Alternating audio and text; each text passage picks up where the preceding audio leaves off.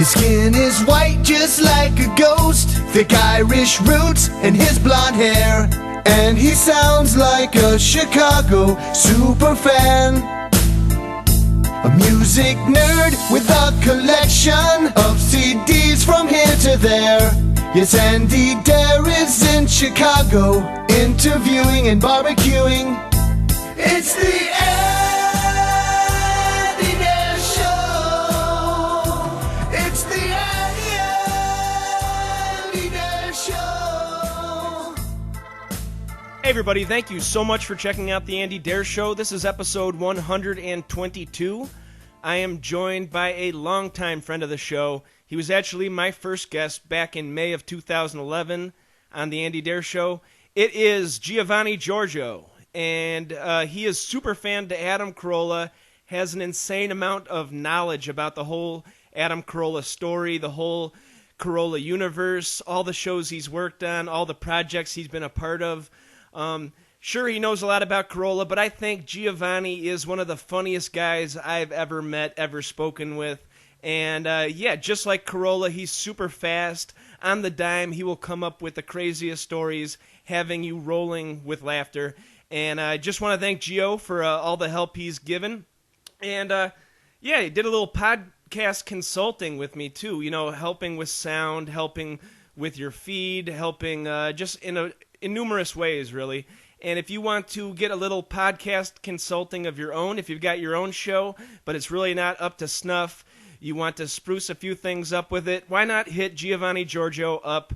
Just go to superfangio.com. It's got all of the different projects that he works on, and one of them being podcast consulting.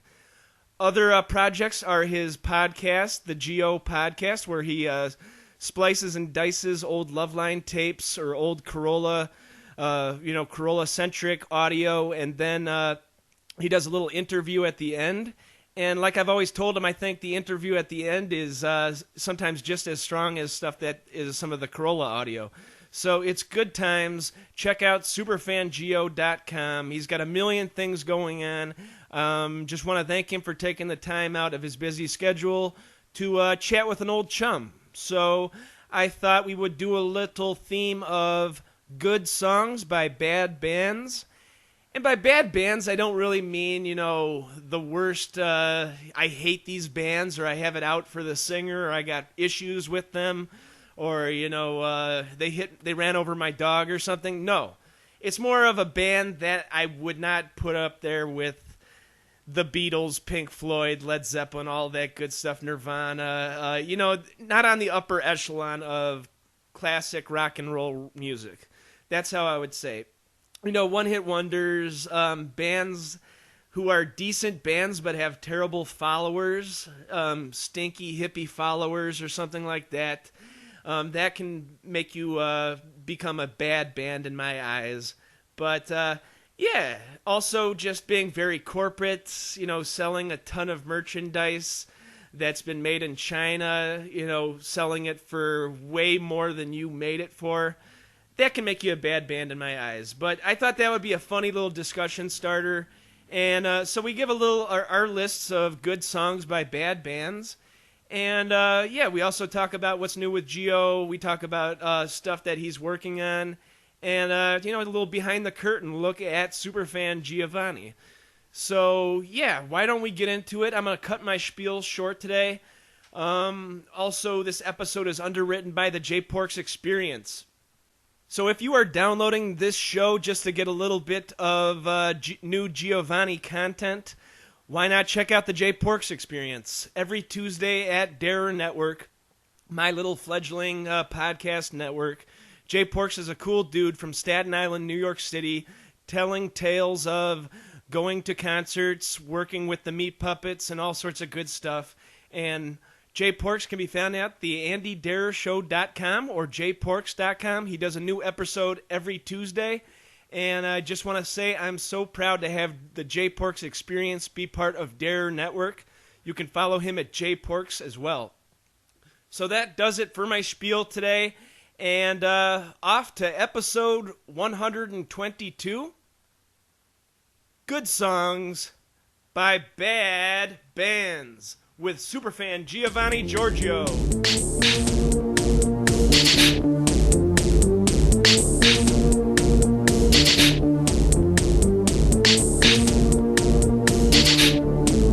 Hey everybody, thank you so much for checking out the Andy Dare Show, episode 122. I'm joined by a longtime friend of the show, Superfan Giovanni. How you doing, man? 122 episodes. I thought they killed you by now. Yeah, pretty much, yeah. When's the last time you did a song? Bastard? Oh, I did a song in like May. No, I heard that one, but before that, it was the one for Lynette, and that's it? No, there was one with the Replacements manager called Androgynous. It's an 80s song about how everybody in the 80s like were turning into one gender, which if you talk to Carolla, that's happening now too. So I want all three of those songs so I can play them ad nauseum. You're very good. Nice.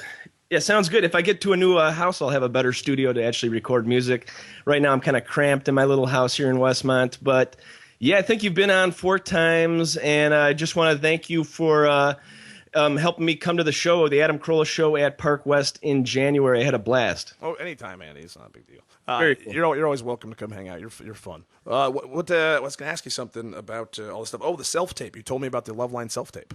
Yeah, so Self, he's like a one-man band guy. Came up the same time as Beck, but never really like crossed over like Beck does. Was he more talented? And I'd say, well, Beck was very talented in the mid-'90s. Right now, he's just a sad sack Scientologist. But back in the '90s, he was How dare you insult my faith? He was a busload of fun in the mid-'90s, you know, taking hip-hop beats and, like, white trash country music, merging it all together before that's the regular kind of... So he's Primus? Like, he's Primus? Is that what it is? He's slightly Primus-like, but Matt Mahaffey, who did Self, he's more of a power pop, you know, layering vocals. But, yeah, definitely in the same vein as Beck. And the cool thing was, about 10 years after Self started, he started working for Beck and being in Beck's touring band. He sounds like a self-starter.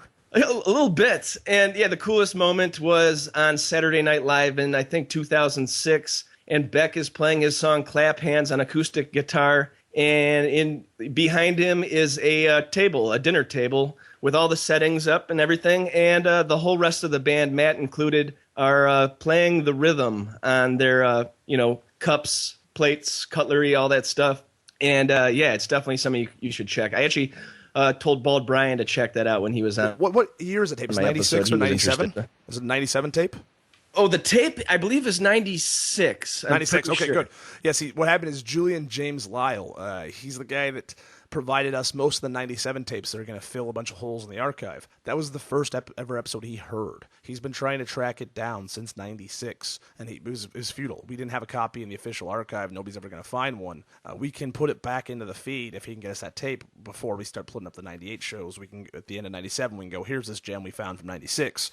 And not only do that, in the intro, I can plug his shit and say, hey, go to Amazon, buy up his albums. Nice. Yes, like I interviewed him on the show about 3 years, right when I started the Andy Dare Show, and talked to his manager. He goes, oh, Matt is an archivist of all of his stuff. He's got multiple copies of everything. Sent him an email with no answer, but it was like a glimmer of hope. But then about 2 weeks ago, Self returns with a new EP, and I'm doing an article about it on emptylighthouse.com. Plug. And yeah, he pretty much says, I've got it. Just like an obscure little thing. I just asked him if he's got the tape. He goes, yep, I've got it. Then I say, that's awesome. Is it on cassette or have you transferred it? This guy's a studio engineer, been doing it for 20 years. I figured he might have put it on to something we can enjoy on a computer. And he says, cassette, baby. And that is the last. I sent him one message, pretty long one. I probably should have made it a little bit more brief, but saying that if we get you on the Classic Loveline thing, we'll do an intro where we plug your stuff. And you got a brand new EP, couldn't hurt. Yeah, and we just played Kimmel too, so I mean it couldn't hurt. So if we do it sooner rather than later, it'd be great because you can be like, "Hey, Self, he took a hiatus from here to here," and be like, "He's back with a brand new EP on Amazon. Use the Podcast One Classic Loveline link." Exactly, I think that would be perfect. There's like 50,000 listeners plus, dude, maybe 100,000. So yeah, so I just I think maybe he's just busy promoting this thing, but hopefully we'll get a message in the next couple of days because that was only about 3 days ago. Otherwise, it's a Mission Impossible style heist. Could it be something you put on your Geo podcast? Or? No, I can't do it. It has to go Classic Loveline because that's what's so hard about all this is anything I come across has to go Classic Loveline first. I got you, but is podcast one's been a good thing for you, right? With the classic love line and all that? I've been a good thing for them. Nice. Okay. I did some like research because Tyler had never heard of Podcast One. I said it's this new company from about a year and a half ago. It's Westwood One 2.0. It's Westwood One. Okay. Well, it is kind of. Westwood One doesn't exist anymore. The guy who founded Westwood One founded Podcast One. So you have your answer. Sounds about right. So yeah, hopefully we get a word from Self. And, again, if he doesn't reply, Mission Impossible style heist, and you're Emilio Estevez, and you're getting stabbed in the face with spikes. Nice. I love that image right now. That's beautiful. I'm Tom Cruise. And Tom Cruise. yeah, moving on. I saw that you got a new little puppy. Yeah, that's pretty cool. What kind of dog you got there? Just got him yesterday. He's an English Mastiff. His name is Mac. I saw him. I was taking a shit one day, and I was like, I want a dog. I'm 30. Adam Carolla got a dog. I'm not doomed. He won't die. I can have a fucking dog. I want one. I don't care what anybody says. Fuck everybody. I'm never gonna live in a house. I live in an apartment. So what? And I found out English Mastiffs, despite how big they get, there's something called like Mastiff time or something, and they're just really lazy, and they don't care where they live. So an apartment is totally fine. And I drove 280 miles past Springfield yesterday down 55 South, which I've never done, which is quite pretty. There's some weird lakes and shit down there. It seems like it'd be a really fun place to live, but it's just a hell to commute to. I'm sure like all the college buddies or all the people that are my buddies that actually went to college, I'm sure that they've done that trip quite a bit. Me, not so much. But. Yeah, I've never done it before. So it was like 280 miles. I was almost in St. Louis, which had a Sombreros from Blink-182 Mexican burrito place there up until about 6 months ago, which I could have kept going, got myself a burrito, but didn't happen.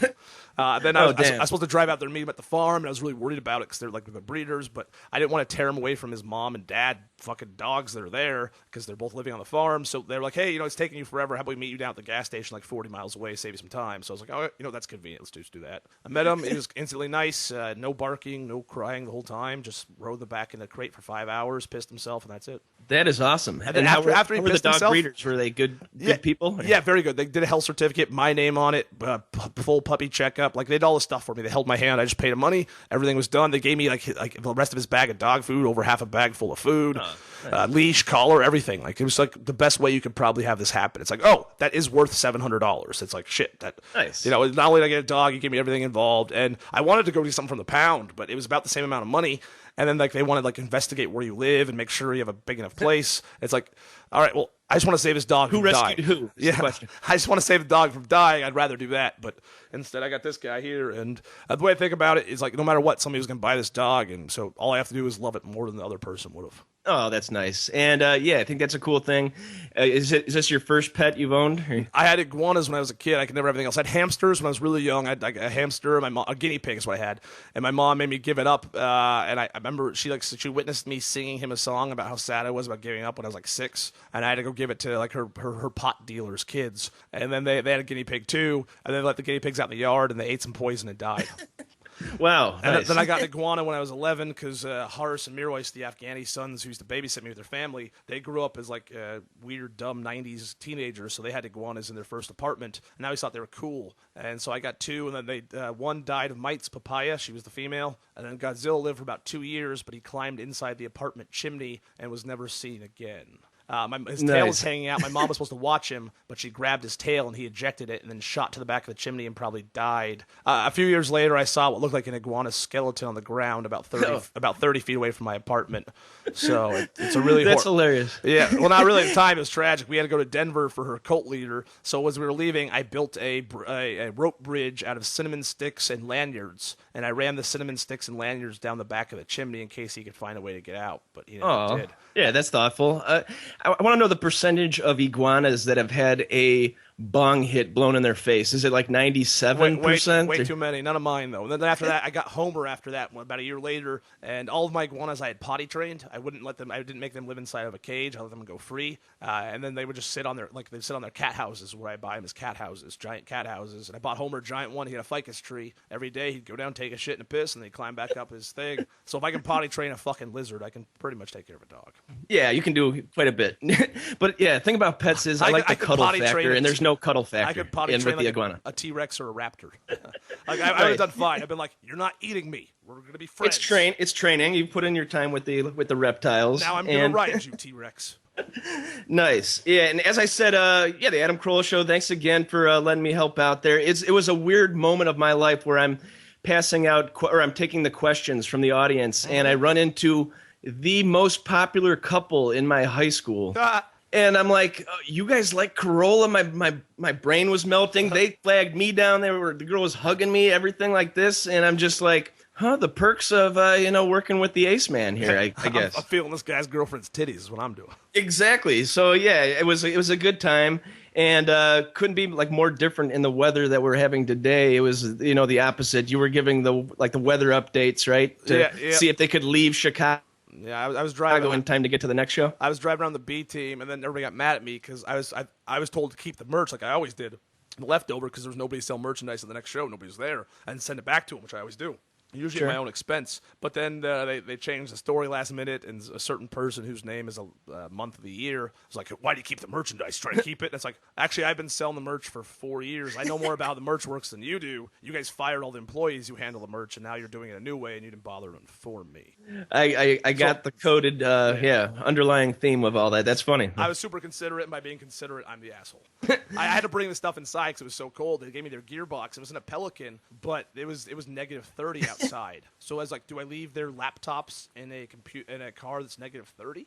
Yeah, I don't know about that. I don't care. I know Pelicans are safe, but it's all their gear. They're traveling on to the next show. I just couldn't do it. So I'm slipping and sliding, walking inside, and there's snow on the ground. So the cops here wouldn't let me park on the street. And I said, but hey, what am I supposed to do? I don't have a second parking space. This is for a VIP. Not our problem. We'll tow the car if we have to. So I just had to sit in the van all night and occasionally come inside and take a piss and leave the heater on. And I brought all the stuff in just in case because I wanted it inside my apartment, not in the car. In case, so it was just a huge fucking clusterfuck. And I ended up spending $100 to drive everybody around and work for them and sell merchandise, and I got paid nothing.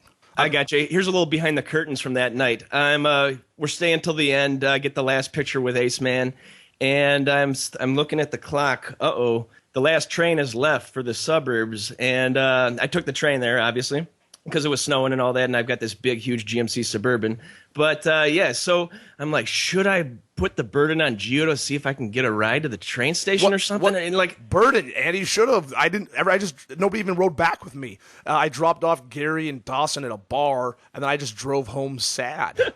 I could have driven you all the way to your house. It wouldn't have been a problem at all. I was literally. Well, anyways, I didn't want to be a burden, so I left the Park West. It's snowing. It's 30 below, and I'm just in a good mind frame, and I'm just walking towards the loop all the way from up on the north side there, and I just keep walking. I had one beer with Gary Smith. I wasn't buzzed or anything like that, but so I just keep walking all the way to the loop, and I'm calling all my friends who still live downtown, which is only like 5 or 6, but it's an annoying call at 1:30 in the morning, 2 in the morning. Finally, I get the cab from the loop, and I spend $60 on it, but not a total loss. A great night, all in all. So. Goofball, we could have hung out. If you were with me, we could have gone and hung out with Gary and Dawson because you could at least drank, and then I could have been the sober guy to drive home. I was like, you know what, I can't drink with you guys, so I'm just going to leave.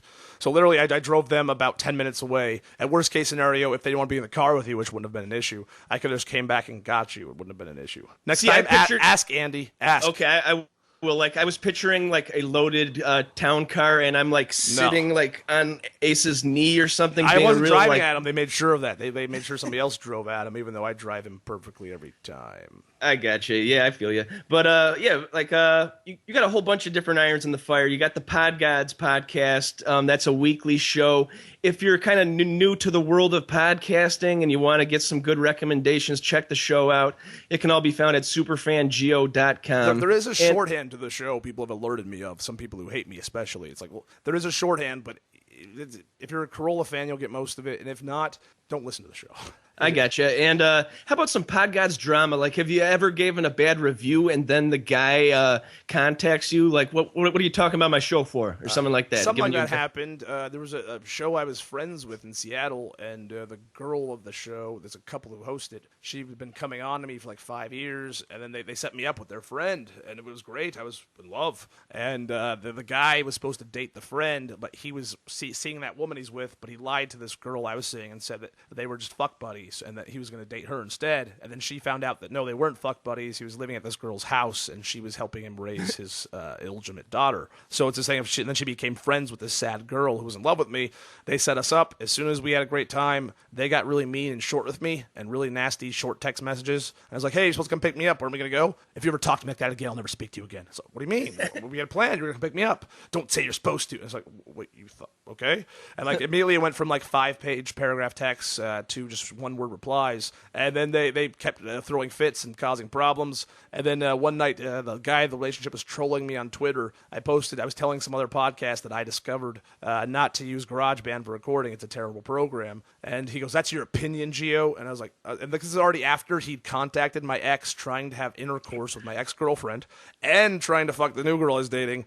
It was really bizarre, and he was like apologizing to me and wanted to be my friend. I'm like, well, why are you talking to my ex you've never met before? You're trying to fly out and meet her. I was like, I'll forgive it, whatever. And then I was like, fuck you, you piece of shit, on Twitter. I went off on him, and then they record a whole episode about what an asshole I am. And in one of the episodes, I mentioned that they're friends, some show called like the Takedown Podcast. It was a dog shit podcast. So he wrote a nasty review on iTunes, and he said, this guy needs to get beaten. And as soon as he put that in there, I was like, okay. So I submitted that to iTunes, and they had to remove that one. Wow, and I know what you're talking about. We'll leave it off the air here, but that's hilarious that all that could go down. But I'm the bad guy. They have me down as the bad guy on their show. I'm the evil person. I haven't contacted anybody's girlfriend trying to fuck them, and they broke up the relationship because she's like, you know what? I'm dating you, but I'm friends with them, so you're going to get the brunt of this. And then she's like, I can't do this anymore. And I'm supposed to go out and see her and take her on another magical vacation. I was like, all right, I love you, goodbye. You'll never hear from me again. And that was it. And that's it. I'm done. You're just cold turkey from her? Yeah, you know, I Okay. can't be pining anymore for people. There's always another one. There's always another sad fat girl I can polish up, and then she'll leave me. Nice. And that's the one you took to a little party at Carolla's house. Is that correct? No, that was the one before. That was the Beebs. And that's the one that the host of the show was contacting. He never met her, but he just started contacting her, and they were having private conversations while my breakup was happening. So it's like, okay, I see what you're doing, buddy. You're trying to get your dick in there. I see what you're trying. I caught you. It's fine, but now we got a problem. That's awesome. And yeah, Pod Gods, you said you have something like 200 feeds that you at least check up on. You're not listening to all the feeds, are you? If you look at my Last FM profile, I trim out all the dupes every time I listen to a show twice because it records every time you start and stop a show. So if let's say I pause the show and start it again, it'll be in there twice. But a lot of times I'll just listen to a show 3 or 4 times because it's a great episode. So if you look at my Last FM profile from like July 15th till now, I think we're at like 400 tracks. So I'm averaging probably 400 to 500 episodes. You got to know what's going on, though. I just keep stuff going all the time. I like people talking, and I can't watch TV all the time. So how about 3 podcasts for my fans to check out that they might not know off the top of your head? My favorite show right now is Podcourt. It's hosted by Emilio and Cesar Rosal. They're 2 Guatemalan guys out of California. I know. Listen, keep listening. People say that podcasting's a white guy's thing. It's a glut of stuff. They're a multi-ethnic podcast without trying. So they just happen to be Guatemalan guys, and they happen to be hilarious. They're a nephew and uncle, but they're separated only by 3 years. Remember, they are Guatemalans. Nice. It's a very funny story. The first 80 episodes have guests. They're fine. It's like a regular it's an average podcast with a guest. As soon as they stop doing the guests, the show turns into something magical. It's just 2 guys talking about shit. They go about an hour and 40 now. And basically, they make the podcast just for me. They probably have less than 100 listeners, and I'm the only one they care about. But if you want to hear something, it's just slice of life, but fun. Every week I look forward to it. It puts a smile on my face. That Podcourt, Podkward. And then they have a more popular sister show I created for them. Emilio, the uncle, his dad died. So I said, hey, you love Friends, do a Friends recap show. So they started Central Perk Cast. There is a Central Perk podcast in iTunes, but that's some sort of Mexican show, and it's not a recap of the podcast. Oddly enough, it's also Spanish, but it's not a recap of Friends. It's something else. They just took the name. This is Central Perk, C-A-S-T, Perk Cast. Yeah, and it's them recapping Friends. If you like Friends, you'll love the show. If you hate Friends, you'll like the show. If you never watch Friends, you'll still like the show. It's just a good recap show. I mean, I listen to recap shows for shows I've never watched or shows I don't care about. This happens to be the best recap show ever done. You'll hear episode 1. It's right from the beginning. It's a perfect show. Are they doing it in order of In all order, the episodes? 100% in order. Nice. There'll be one episode per episode. They're doing everything properly. I told them all the rules they had to follow. I'm on episode 2, and I cover the whole entire must-see TV universe stuff because I knew eventually it would come up throughout the show, but I want them talking about it in a broken way. So we just basically bring up how every single must-see TV show was connected to each other. And it turns out they are all inside of the Tommy Westphall universe, which is the end of St. Elsewhere, a little boy looking into a snow globe. And it turns out like 30 shows that air on NBC all take place within the brain of this little autistic kid. Huh. Okay, yeah, because I used to love must-see TV. Yeah. Well, They're all Thursday night TV had great things ever since, like, early 80s when I was born. I mean, you had Cheers. Cheers is connected to Frasier, which is connected to Friends, Seinfeld. They're all in the same universe. Nice. Because they appear on each other's shows, it then validates it all in the same universe, which, again, if you watch St. Elsewhere, at the end is a little boy looking into a snow globe after the series ended. That was the last episode. And it turns out all the goings-on in this hospital were inside this snow globe, and this little boy was making up in his mind. But St. Elsewhere crossed over with, like, Homicide and a couple other shows. So then all these other Dick Wolf shows, all the Law and Orders, everything, all that's folded in there. Wings is in there, everything. It's crazy. How about Evening Shade? I don't know if that one fits in there. That wasn't Evening Shade CBS. It was NBC, wasn't it? Yeah, Burt Reynolds, Mary Lou Henner. We brought that up with Tyler. That's why I was asking. Okay, no, I was thinking of what's that other one I was thinking of? The one with the old dude and it was like in the dog, the gold retriever. Empty Nest. Empty Nest. I was thinking Empty Nest with the crazy daughters. And then a third podcast I could recommend right now. Let me see if I got something on my feed that I've been enjoying. You know, besides the Carolla stuff I work for, or Classic Love Line, or any of the stuff I do. Let me see if I can get something that's not two of my friends for you. What have you been listening to?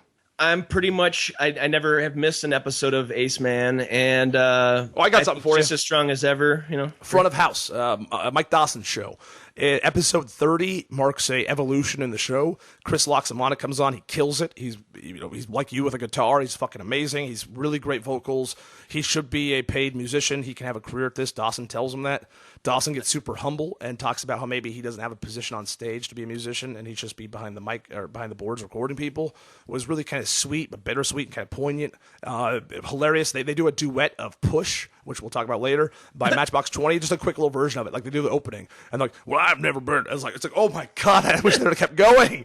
It was so good. I listened to it twice yesterday. Front of House, Mike Dawson. Incredible. Yeah, Mike Dawson was super nice to me in Chicago. Mm-hmm. And so he's saying I would rather, or it's just in the cards for me to be behind the boards. Not rather, like I have to accept this. Yeah. It was kind of sad. But and then also Chris like, no, you have a really talented thing you do. He's like, I couldn't write lyrics about eating fried chicken in bed. That's not me.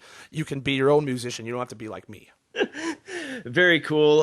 Just got a couple other things before we get into the second half here. Anthony Cumia, what are your thoughts on the dude? Well, I mean, as somebody who likes to go on Twitter rants himself about crazy people and say fucked up shit and use slurs and say mean things, I understand the desire to express to people who are supposed to be of a like mind to you what just happened to you. You know, I get hit by some guy hits my car with a baseball bat while he's trying to swerve into me outside O'Hare. And fucked up my mirror, fucked up my car. They literally metal baseball bat because they were on a one-lane road, and I couldn't let him pass me because it's a one-lane road and they were under construction. And I had my radar detector on, and it was going beep beep beep. We were being monitored, so I couldn't do more than 8 miles above the speed limit without us getting tickets. And the guy didn't know that, so as soon as it goes to 2 lanes, he pulls up alongside of me, and he pulls out a baseball bat, and he starts whacking my car, and he tries to sideswipe me. And I learned my first instinct is to actually sideswipe right back into his van, which I did. And then he drove off. I took his picture. I called the cops. The woman said I need to man up. I wasn't screaming or crying. I was like, this is his license plate number. He's at mile marker this. She's like, what's a mile marker? This is the Chicago cops? Yes. She goes, what's a mile marker? This is the police, wherever you call in. And then she's like, you need to stop and fill out a police report. I said, no, you have his license plate. I told you which direction he's heading. He has a baseball bat on with paint scrapings from my car. You can just arrest him before he does it to somebody else who isn't a man like me that you don't need to tell the man up to, which should be a crime. You shouldn't be able, if there's a woman, hey, woman up, let him rape you. Yeah, that is insane. So Chicago's finest, right? I went on a crazy rant about the cops and how evil they are and tell me to man up. And I may have called this guy an S word or two that doesn't start with SH because of his ethnicity, which I'm not a racist at all, but it happens. And then what, Schwartz? Maybe. It's a great word. It's just a great sounding word. So that's the one, sure. Mm-hmm. Nice. I'm thinking of an SP word, Andy. Oh, I get you. But then the work stuff going on this week, and some women at work are acting up, and I noticed that it's only women at work who cause these these kind of dramas every single day. Men at work suck too, don't get me wrong, but women at work do this weird thing of they have to stir up a new drama. And every time I have a drama at work, it's somebody trying to fire me. It's some crazy woman at my work who's in trouble for something she did, and now it's coming on me. So Okay. like somebody at my work got in trouble for social media, and now she's coming after everybody on her team, which whatever you want to call it, for social media. It's like, but no, you did something wrong. I don't have friends from the company online. I don't put where I work online. That my online life has nothing to do with my day job. You don't own me. It's true. Yeah, they don't own you. But they think they do. So Yeah, I don't think use you're my totally in the my right. full real name. I use my first and middle name, and still they think they own you. Yeah, and I think it's all about sticks and stones will break your bones, but words won't hurt you. And But also it's actions. It's Anthony Cumia. Did he hit her? Did he shoot her? No.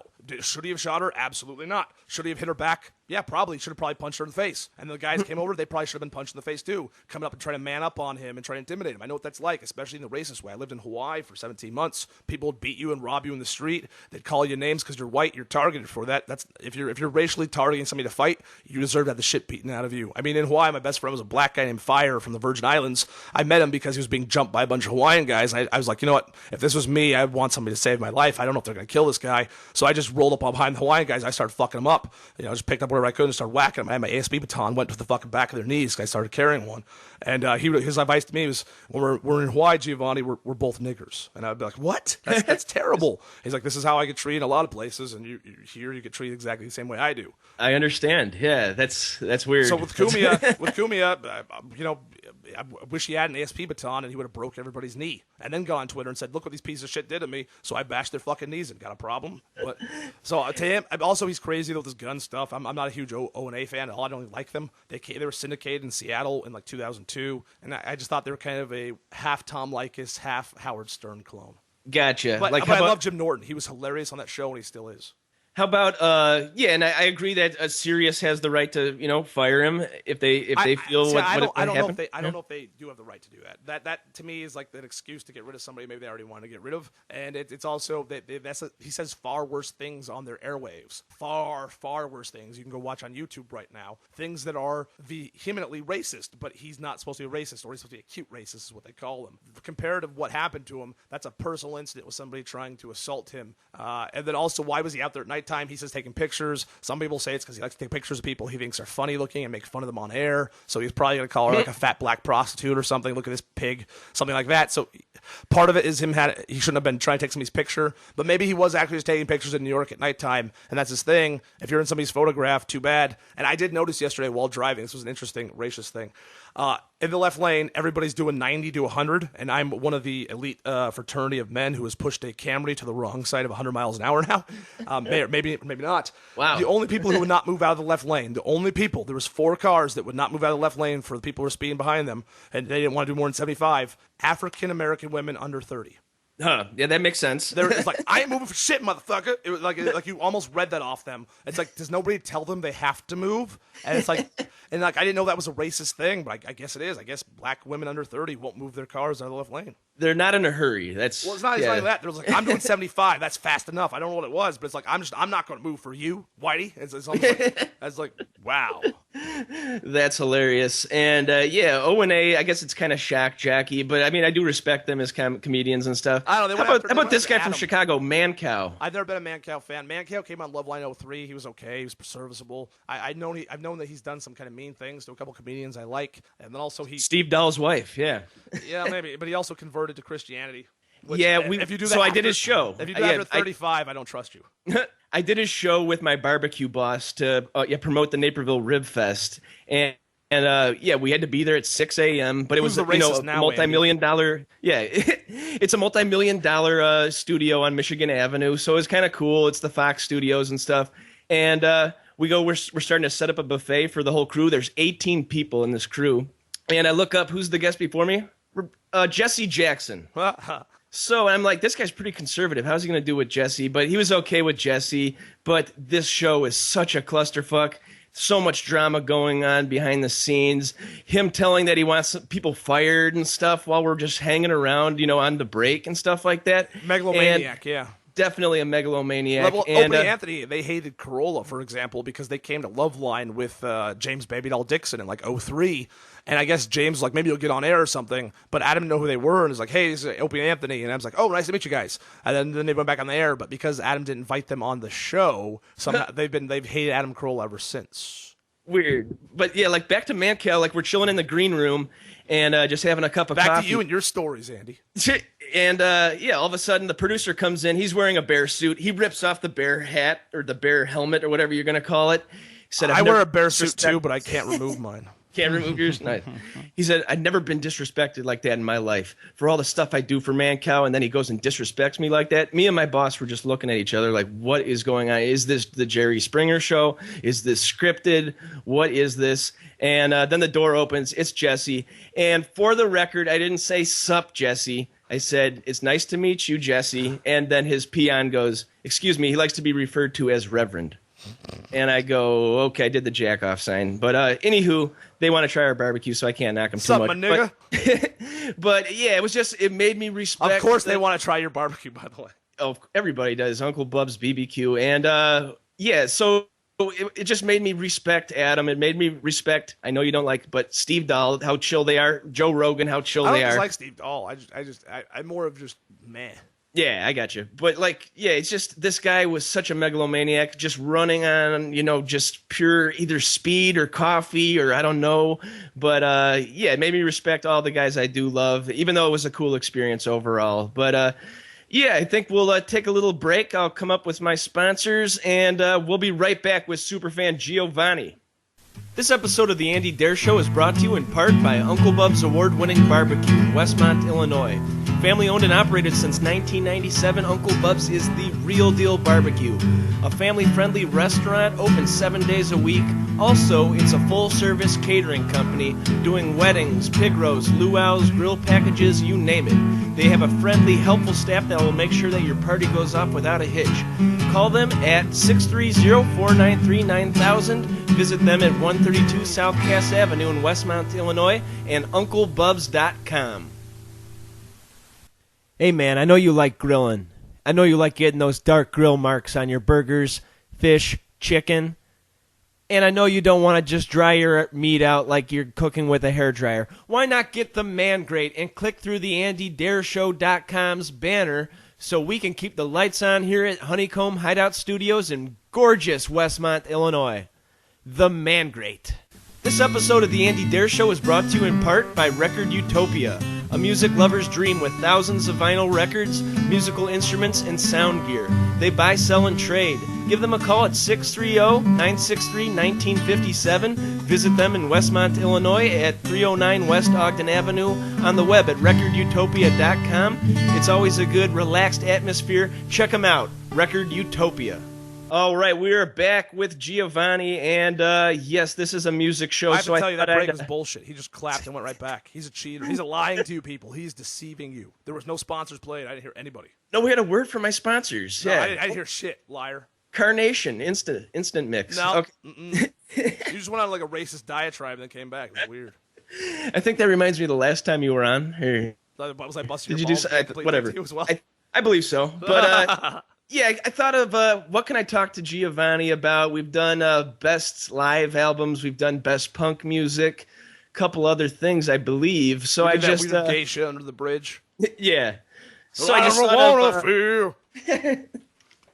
Yeah, so I thought, why not do bad bands or bad artists? Because usually the show is about how much I love this band I'm interviewing or how much I love this album. Let's switch the tables. I guess you turn the tables, you don't switch the tables. But anyways, I thought of like the best song by a terrible band or artist. And while I don't have any hatred in my heart for these bands, it's just something that I do and listen very much. I my first one, if you want me to go first, because I want to go for it. Yeah. It's inspired by the Front of House episode 30 with Mike Doss and Chris Loxamana. It's Matchbox 20 Push. It's a super simple song, like two, three chord progressions, if that, and then I don't know if that's the right word, 2-3 chords, and then really, kind of just a very specific stylized vocal. Wow, and like if you think about it, it's a really well done song that anybody probably could have done, but they did it, and it doesn't get as much attention because of all their later radio hits. But that was, like, to me, their most unmolested pop hit, where it's like, oh, they just had a hit with this one. They weren't trying to make a hit. This ain't It's 3 a.m. Yeah, this was the first time I had heard of them. I think about everybody. 97, I think. 97, yeah, sounds about Summer, right. yeah. And it was like, oh, I guess grunge really is dead. We got this guy with, hoop earrings and, grease in his hair, and he's saying, I want to take you for granddad.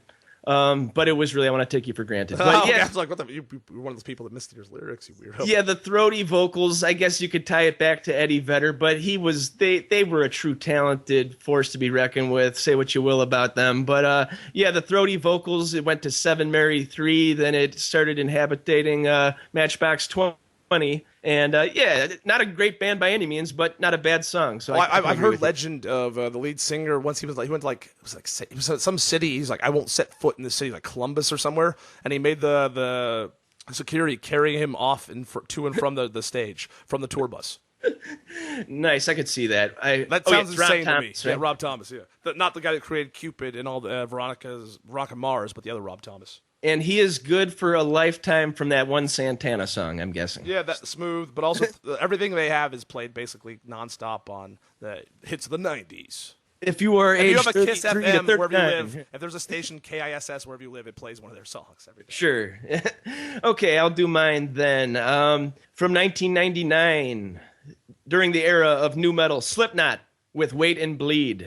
Okay. And yeah, I pretty much think Slipknot was just the image of the 9 crazy masks and the dead-end gutter life in Iowa. And, it was right after Columbine kind of took that zeitgeist and wrote it, a little bit. But Wait and Bleed is actually, it's got a great melody that I'd not heard before in even alternative rock or anything like that. And it's a galloping rhythm. I thought that track is kind of an anthem still. So. Okay, no, I agree with you. Yeah, I've heard many Slipknot tracks. That's the only one I like. It still holds up to me. It's almost melodic at certain points, and it doesn't. It reminds me almost like of either Du Hast or there's like a song called SONNE, Son. I don't know how to pronounce it, by Sure. Rammstein, and that's like a really super, like, there's a chick like singing, and they did like a Snow White and Seven Dwarfs video. Like, basically, it's analogous to me of Slipknot's career. I agree with you. That's their best track. It's the only track I would keep on my iTunes of theirs. Sure, and like the last time I was talking to Matt Fondelier, he had just had the singer Corey Taylor, there we go. And how did I know that before you? Yeah, that guy was likable and funny, and he was likable and funny, and that was not what I was expecting. Where did Matt have him? From yeah. Oh no, they had him on the Carolla show that Friday, and we talked on that weekend. So do I remember Corey Taylor being on? Maybe he was. I'm unmemorable for some reason. Yeah, it was actually pretty darn good. Yeah, you should I'll go back. revisit I that. may have written a sidebar for it. I just don't recall. It's weird. It would be last year in the fall. I would have, yeah. What was he promoting? That's a good point. I don't even think they had a new album. Maybe they did have a new album. I'm not sure. But he was just like kind of disarming and funny and kind and, I'll go back. The I'll opposite give of it what a you chance. My next one is Marvelous 3. I don't know them as a band. I don't know much of their songs, but they had a song called Freak of the Week. Tell me I sold out. That one? Sure. Hit in like 98, 99. And if you go back, it's still a good song. It's like, it's their Stacy's mom. Yeah, Butch Walker. Mm-hmm. And now he's like a solo artist and stuff. But I would assume that their band split. He's a producer. He's a Hollywood Svengali of a lot of bands. I think he's rolling in the dough. There's 2 other band members, and I guess they joined Butch Walker during encores of his solo shows, resurrecting material from the band's 3 releases and prior tours. Nice. Yeah, I always remember like good-looking girls liking them. I thought they were pretty good though. But yeah, they're like like a harder rock version of Savage Garden. Or they're like if you took Cheap Trick and watered them down. Yeah, but their look, I mean, their physicality, they look like a cross between Everclear and Savage Garden. Everclear meets Savage Garden. That's pretty good, man. That's pretty good. I like that. That's great. Okay. Now, I guess I'll go to mine. Barbra Streisand. All right. I'm of the heterosexual descent, but so I'm not going to be dipping. Sure about that, Eddie? Are you sure about that? Sure. I'm not going to be diving deep into her catalog and watching her films and stuff like that. But I actually happened onto this disc. It's a hilarious album cover. It's her and the Bee Gees guy, Barry Gibb, and it's 1980. and they're holding an embrace of just long 1980 hair and chest hair, and it's just a hilarious picture. It's Guilty is the album title, and this one is called Make It Like a Memory, and it's the last song on the album. Starts off as like a really kind of like a musical thing, like a Rupert Wainwright. Is that the guy who is kind of, it's just kind of like a long drawn out thing. But then about 6 minutes into it, they get the disco going. And Rufus Wainwright. Rufus, there we go. He was on Undeclared, I believe. Yeah, he had a couple little hits there and here and but there. Like, as an actor, I think Judd Apatow uses him. Oh, on Undeclared. Now, I remember that. I got that torrented or something. But yeah, it just turns into this epic like last part of the album, and it's you can even drive to it. It's fueled by cocaine and champagne or something. It's just a very epic last 2 minutes, and a lot of times I'll just fast forward it to those 2 minutes and then just get hyped. But yeah, Babs. That's pretty interesting to find out. I wouldn't have ever thought of that track. I guess my next one's going to be Pennywise. I like a lot of their tracks, but like they have like for an example, they have a song called Fox TV, which is about Fox News, but they seemingly convinced it with all they love it, right? Fox. No, but it's from like a later generation album, and that kind of they became derivative of themselves. But there's two tracks that kind of stand out. What my favorite is Alien. It's their biggest pop hit, I guess, and it's off of what the fuck album is that? It's their album from like '98. It's not full. It's not. There's like a steering wheel and a I think that's Straight Ahead. Let me check it for you. It's Straight Ahead or Full Circle. I think it's Straight Ahead. Yeah, it's Straight Ahead. You're right. Straight Ahead from '98. Alien, and then off Full Circle they have the what's that one? The Bro Hymn. Yeah, there's two versions of the Bro Hymn. I like them both. There's an extended one. There's the original one. I say the Bro Hymn and then Alien are probably my two favorite Pennywise tracks from a band that has a huge catalog. I think they're a little more. They were always a little more hype than they were quality, but their songs weren't bad. Yeah, they started off real strong as most punk groups do, but then kind of petered out a little bit. I heard feel like last Sublime week for some reason. Like they're almost like punk Sublime. Yeah, like what if Bradley stayed alive? What would happen? Mm-hmm. But I heard they were on Dr. Drew They were all last week. Yes, they were. Was that? Did he vomit on anybody? Did he take a dump on the console? Totally behaved. Oh, that's so boring. Just like their new music, I'm sure. Yeah, I know. But all right, so I'll do another one. Days of the New from 1997. Ooh. Touch, Peel, and Stand. Is that it? It's their big hit. I saw Matt Pinfield describing it when they first debuted it on MTV, fall of '97, and he said they're going to be the next big thing. They're going to bring grunge back. They're going to bring back the singer-songwriters that are pained and that alternative rock music. And that first song was pretty cool. It's kind of acoustic, kind of like those dark acoustic Alice in Chains songs, kind of like that, like with the one off the '95 Alice in Chains album, Heaven Beside You, kind of feeling to it. But that's the first hit was great, and just another thing of they tried copying it or infighting or drugs or I don't know what happened, but they definitely didn't keep that torch going. My next one is Freshman by the Verve Pipe. I don't know them to be a bad band. I've tried to listen to the other tracks on the album. They just don't appeal to me. But that specific track, Freshman, the original arrangement of it is quite different, and he's got like a weird accent to it. I don't know them to be foreign guys, but it's a very weird accent. And then the acoustic version's okay, but I'd say the one that we all know is probably the best version of that.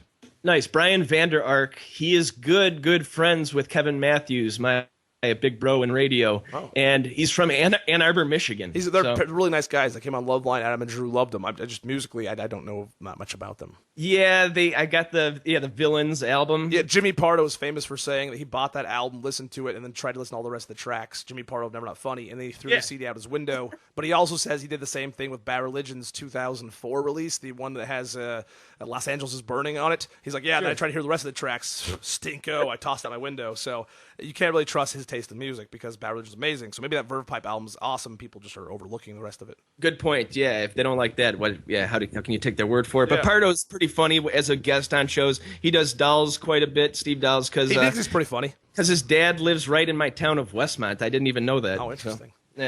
So he's right in the neighborhood here, and so we got was it one more or two more? One more or two more? Sure. Right? How about the Cranberries?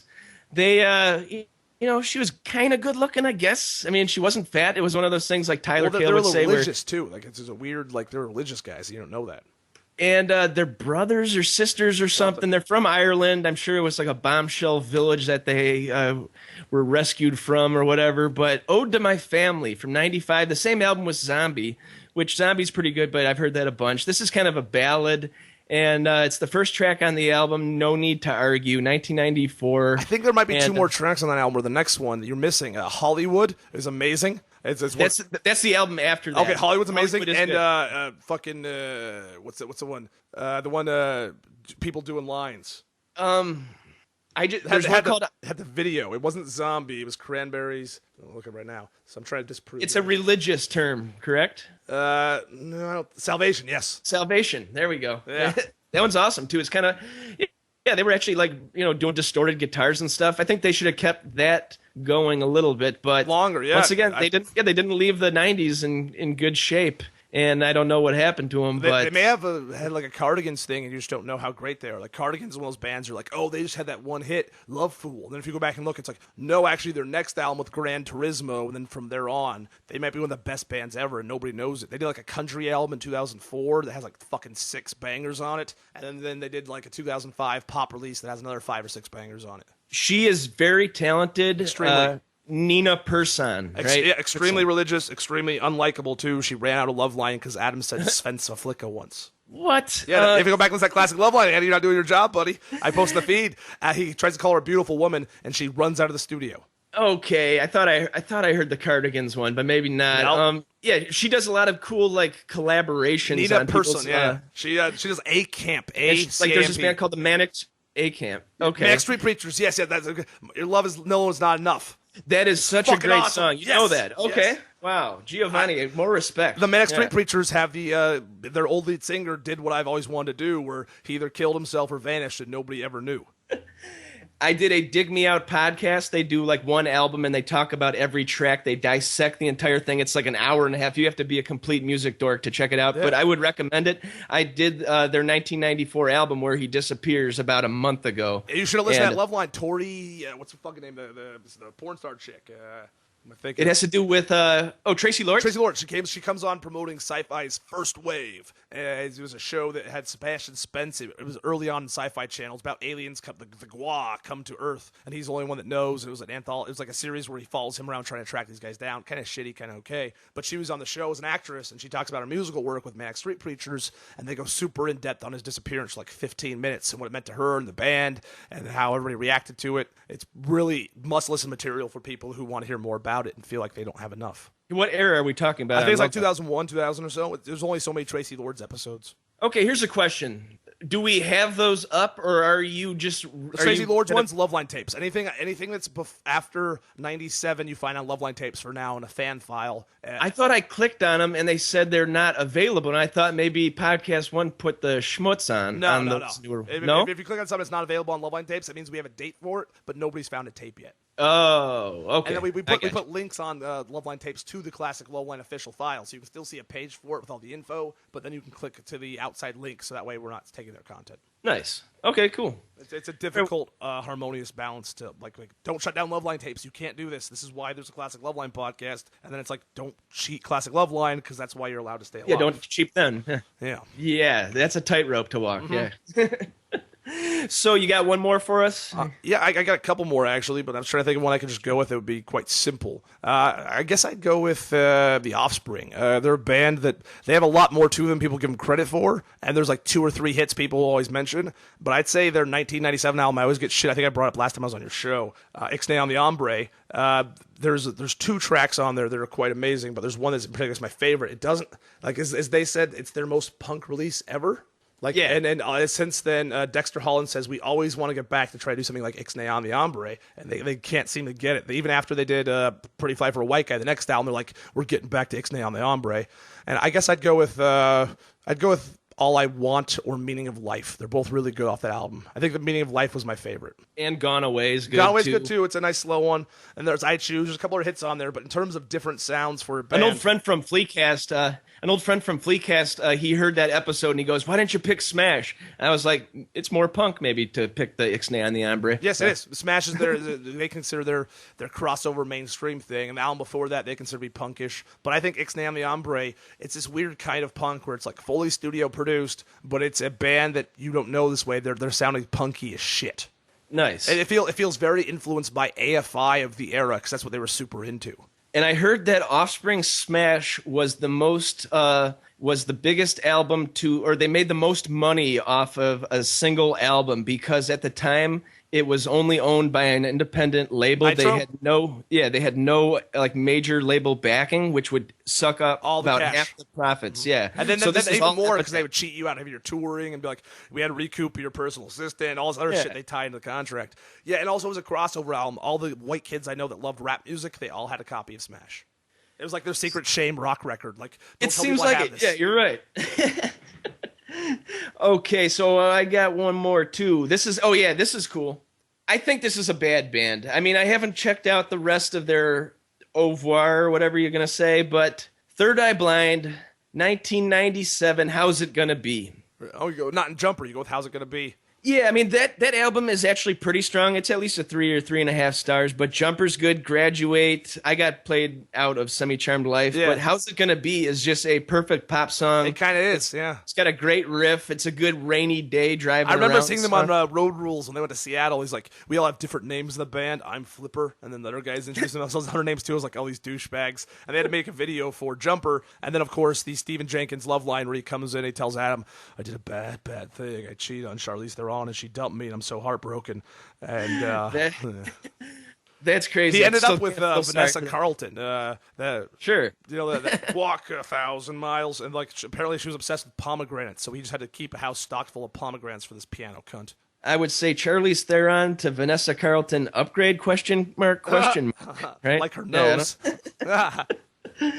Good call. But yeah, I think that's like they never really did they really never made a great classic album or anything like that, or I'm sure they're not even that great live. But Third Eye Blind, that 97 era was pretty darn good, and I'll give it to them. So I agree with you. That was a good pick, Andy. I feel like a lot of my stuff's from the mid to late There was 90s, a lot but that of was stuff, kind of those bands that were like in Yeah. between, like, oh, he could have been a good band, but we'll sign them, we'll do all this stuff, then we'll drop them, we'll sign them, then we'll yeah. drop. Or another good one, Semisonic. You know, of course, Closing Time. Do you know any other songs on that album? At all? Or Or any other another one, album? Sugar Ray, Fly. I personally can't put it on because all the girls I was in love with fell in love with him in that album, and like they'd get the whole album. I'd be like, "So, what do you think of the other songs on the album?" "Oh, I don't like any of those." "Oh, so you just like the one song that's completely different than every other song on the album?" "Okay, poser." If you listen to that Nice. album, it's crazy. It's like there's Mean Machine or whatever it is, and there's another one that's like RPM. We played it on a classic level and it just aired, but it's like car noise, like it's like what is this piece of crap? Like, yeah, as bad as his band is, I like Mark I love McGrath. him. And I go back and forth with Twitter. I asked him if he ever wanted to do a rock and roll or Jeopardy podcast under the Nerdist banner. I thought that would be a great pitch. Yeah. And stuff like that. I think that would work on just an Really good audio idea. I think it podcast. would work amazing. Yeah, especially since You don't need to see the blue tiles on the side of the Jeopardy board. he can't pull off the tank top as good as he used to. So you know what I'm saying? But yeah, he's still doing well. They're doing these like festivals where it's if you genius. smell what is or if you smell funnel cake. that's where you find them. And their most recent video, and had them Art like Alexakis. their most recent video for Sugar Ray had them like opening a stereo store or something. Whoa, that's kind of cool. I didn't know what it was. It's actual live footage. Somebody was making fun of it on a show the other day. How about Art? You mispronounced his last name on one of the classic How'd I love say or it? Alexakis. I did. Alexakis. I know it's Alexakis. Why would I say like- Art Lexicus? That's weird. I said it But that way. I have a running thing on my show where I will go through a full hour interview with somebody repeating their last name with very much confidence, and then somebody will come up to me and say it a different way, and they'll be, "No, that's how you say it." And I go, "Really?" And I've had it where No, I'm I've always right. known that was how you pronounce his name. I'm shocked I did it that way. Thanks for calling me out, you douche. I would do about 30 intros a day when I have to do them. So it's this hard thing of like I have to get right into the mode of I guess I could cut half of them and put like the spiel at the end, but it feels like I'm cheating. So it takes about anywhere from 2 to 8 minutes per intro, and then I got to edit them down. And so How can you have to do them all in one batch? Well, just because I don't have time to do anything else, and they don't pay me. I get paid $0. Classic Love Line costs me my sanity, my soul, my sleep, and any money I have. All right. Well, we're all in your corner, Gio. How about here's Better a list fucking of be. here's a list of bad bands. All right. Garth Brooks is Chris Gaines. The Dave Matthews I want to Band. go back and see if that album has anything to it. What if there's like a really good track on that album? People are just being stupid and shitty. What if he has like a better song than like Prince or anybody else? He just has like this wicked song and they're like, oh shit. Because I've got it in my CD stack over there, and it's flaming horse pie. It's terrible. But yeah, Dave Matthews Band. Band. Arrest you for owning it, fruit. I'll take any CD anybody's got now. I've got 4,000. That's why I have to move out of this house. You I got more, too much you have more CDs than I do Love Line tapes. Nice, but how many yeah, of those CDs have horrible scratches on them and skip? Only about a quarter. How many of maybe them a are fifth of them? rare out of print CDs that go for over $200 on Amazon? Only about 25 or 40. And you have a copy of American Legion by Greg Graffin? No, I don't. That's one of the most priciest ones you can find because it was so smallly printed. And that's the one about his divorce and stuff. And has that song where he's like, you piece of shit. And that's the chorus. That's a full album, solo album? Solo album. It's his first one. It's amazing. If you've ever heard it, it's one of my favorite albums of all time. If I have to recommend an album, American Legion, it's Greg Graffin of Bad Religion, a piano, and some synth fucking drums. Huh, that sounds very enticing. So that's up to download and stuff? Yeah, you can download it, regular prices. If you want to buy an actual copy of the CD, I don't have one, but it's very, very expensive. Nice. Yeah, speaking of Art Alexakis, I checked out. He was 35 when they hit it big, which is weird for the rock and roll game. I kind of knew he was quite an age because he was having to get those throat surgeries. It's kind of one of those things like, oh man, how shitty is that? You blow your vocals out for 15, 18 years being punk bands, and by the time you get famous, you can't sing anymore. Then you make it. Yeah. It's like now I'm famous and my voice doesn't work. Great. It's one of those things, too, where he got sober in 1990. Yeah. And, so all those times playing for those venues of people who don't even remember it, or people, and also, they're considered to be by a lot of people a not very good live band. Huh. Well, now that they've expanded and he sacked the original two guys. I think that's probably better for it. But I think people always said they had kind of disjointed feeling when they play live. People said it was not worth it. I get that with Billy Corgan, but now, Billy's canned that new band he has, and now he's just rocking with Tommy Lee. Did you hear that news? That sounds wonderful. Billy Corgan's actually... I wonder if Tommy Lee can steer Billy Corgan by putting his dick on his head. Shit, nice. But yeah, I've grown respect out of him after doing all the wrestling events that I've been volunteering for in this you're a gay guy. In a horse barn gay guy. In the middle of Willbrook. I don't even want to know what you're doing in horse barns, Andy. I don't even want to know. Nice, but yeah. So here's some more bad bands. Yeah, the New Radicals from people love them. 1998. They were calling out. Yeah, go ahead. People love them. That whole thing, like there's like many MTV like documentary things of like the one-hit wonders of the '90s and like the myth of them. He got famous, he just didn't like it, so he quit. But I don't know. To me, that was a little overrated. That song wasn't that great. Yeah, it's kind of dad rock. Yeah. And but I looked it up. They had not followed that up. He must have turned into Jehovah's Witness or something. It's famous. I can't believe you don't know this, Andy. There was like every time MTV or VH1 would go top one-hit wonders of the '90s, and they have all these different like Rolling Stone musicians interviewed. Sure. They would talk about him, and the myth on him is he got fame and fortune. The thing he always wanted is to be successful in music. He saw what bullshit was, and he's like, I quit. That's it. Nice. It was just completely like, oh, fuck this, I'm not doing this. He went to the top of the mountain and then walked back. Yeah. Huh. To me, they always felt like a harder rock version of that guy from 90210, Jamie Walters. Oh, from the Heights. Yeah, I could see Talk to that. an Angel. It always felt like a little different version of that. He had the little hat going on and a male pattern Stop baldness, beating I'm sure. Donna. But yeah, so that's about all my list. Or Natalie Merchant too. I got that for $1. I was Natalie put to sleep. That Torn's not her song. It's Edna Swap. Yeah, that's Edna Swap. Which is fucked up. Yeah. They did that to like some black chick. They took her single and gave it to Jennifer Lopez. They do that a lot. They do that all the time. And if you watch the Grammys, they'll show like the actual first band recording it and stuff like that. But that's sad. Nice. But that about does it for me. How about you go through a couple of the shows on your network? What all my listeners could check out at Superfan Geo. I know you got like 5 different things going on over there. Geo links to everything. I have the Superfan sidebars, which you can go from that page, or you can just go to adamcarolla.com/geo. It's my own little chunk of Adam Carolla's world. I do a daily recap blog of the show. If you listen every day, but you miss a couple episodes, or if there's a guest on you don't want, feel free to look through it to see if you want to listen, or if there's something you have to go back and search for. If you literally type in the word Superfan sidebar plus any other phrase, if Adam's talked about in the last 2 years, it comes up. I've infected the internet with over 1 million of his words. And now just in regular internet searches, some guy was talking about the sidebars the other day, and then he searched for the old mall people used to go to, and then the new mall, the black mall, the white mall, and Carolla and Dag talked about it, and like the 8th search result, without him typing in Superfan sidebar, he was just looking for that in general, that topic, not even about Carolla. The 8th thing down was a Superfan sidebar. It was pretty good.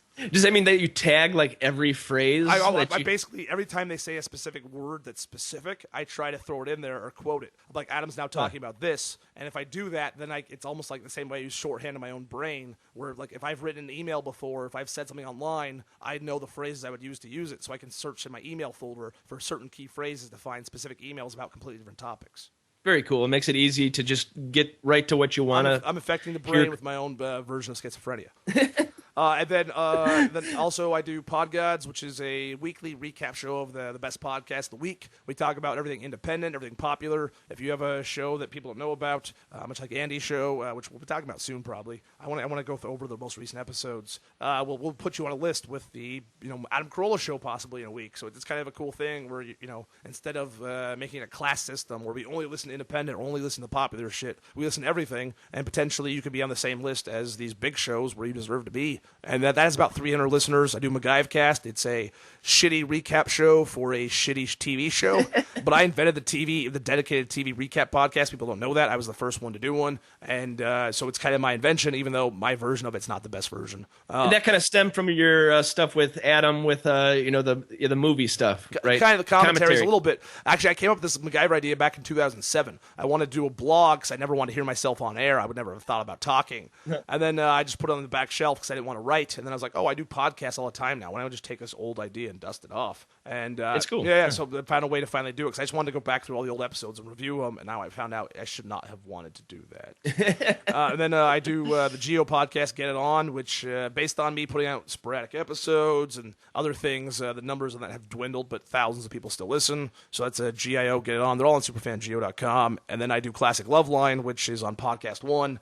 That is a labor of love. Other people are paid for it, and fans seem to enjoy it.